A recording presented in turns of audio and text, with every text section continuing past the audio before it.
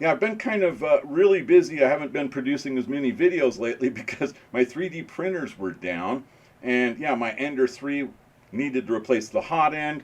And then it said, oh, it's like the temperature shooting through the roof when it was only reaching 150 centigrade, so it would shut down. So I had to replace the motherboard. The new motherboard is the 32-bit motherboard, and so the most noisy thing on the printer now is the fans.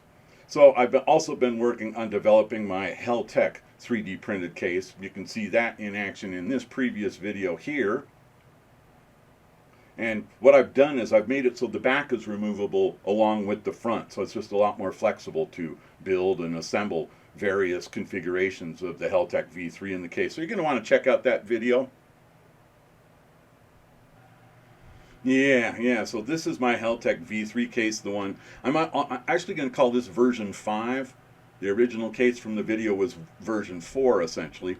And this case has a handle on the side in case you want to hang it off of a headrest in a vehicle or something. And it just has a plain back that's removable. Of course, just like the original case, it's got the lid and the buttons and the carrier, etc.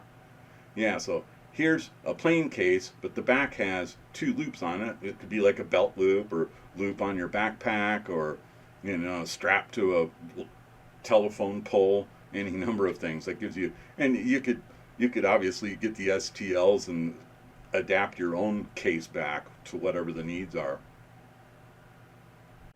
Okay, leave a comment down below, give this video a like, and before you go watch more of my Meshtastic playlist, please click on subscribe.